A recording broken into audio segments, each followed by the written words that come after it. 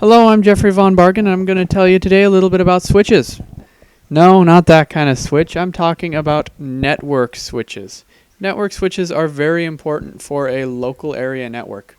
A local area network is a network comprised of two or more computers or similar devices. You might have printers or a V over IP system or anything else like that anyway. Here's a picture of a possible local area network. And a local area network as compared to a wide area network, which would be any network that has more than one local area network in it. And an example of this, the best example that I can ever think of, is the internet. It's the one that most people know about and such. And anyways, here's pretty much what happens here. You get the internet from your internet provider, and it'll come into your modem, and from your modem, it'll be transformed into an Ethernet signal, which your computer is able to use.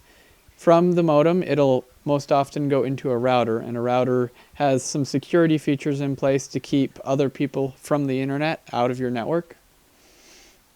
And a lot of the times anymore, a router will include a lot of other features that aren't just a basic router. Like you might have a wireless access point built in and a network switch. But otherwise, you'll go into your network switch, and from the network switch goes a lot of places.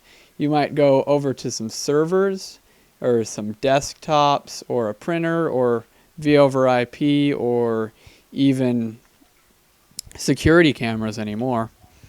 And of course, you can also go to a wireless access point where you'd have your wireless devices connected.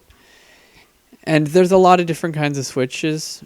First of all, there's obviously a number of ports that you might need for whatever project you're working on. And this one here, it's got, I think, about 50 ports. I'm not exactly sure if it's 50. It's going to be pretty close, though. And it looks like it might be a stackable switch. And a stackable switch is made to have other stackable switches put on top of it, maybe in a future time when you need more switches. And it'll act as a single switch rather than multiple other switches, which is useful for some things. And here's an example of a desktop switch. It's just a very simple, small switch that you might have connected to your computer and a printer and another computer next to you or something.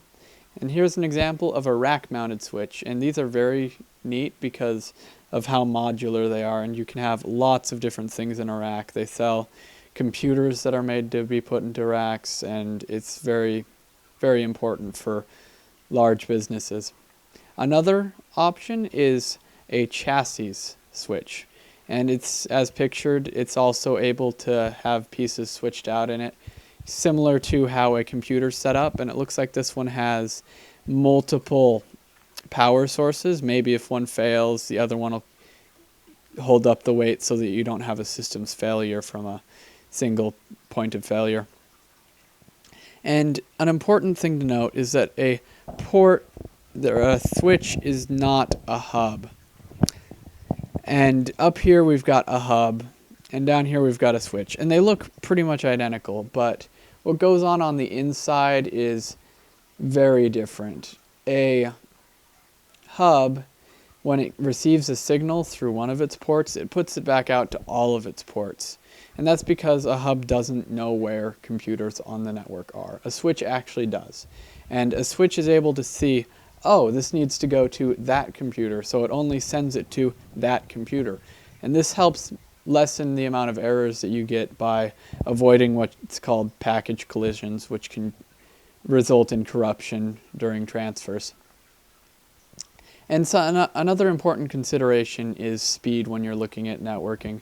Anymore, we've got a lot of different kinds of speed stuff we can do. We've got fiber optic, and we've got all the different Ethernet speeds, which we've got your 10 megabit, your 100 megabit, and your 1 gigabit per second now. And thank you for listening. There's a few other things I'd like to say before I wrap up here. Basically that another option for a switch is a managed versus an unmanaged switch, and basically what that is a managed switch has a lot more settings that you can set up on it, but it if you don't really know how to do that, why worry about it? So, and there's one other thing, and that's that there's P over E, which is power over Ethernet now. And that is basically, you can have a V over IP phone, or one popular use for it is in security systems where you've got IP security cameras. You can have the IP security camera powered off the Ethernet cable, which is just really nice because you don't have to run two cables to all of your cameras or all of your V over IP phones. But thank you for listening. Hope you learned something. Bye.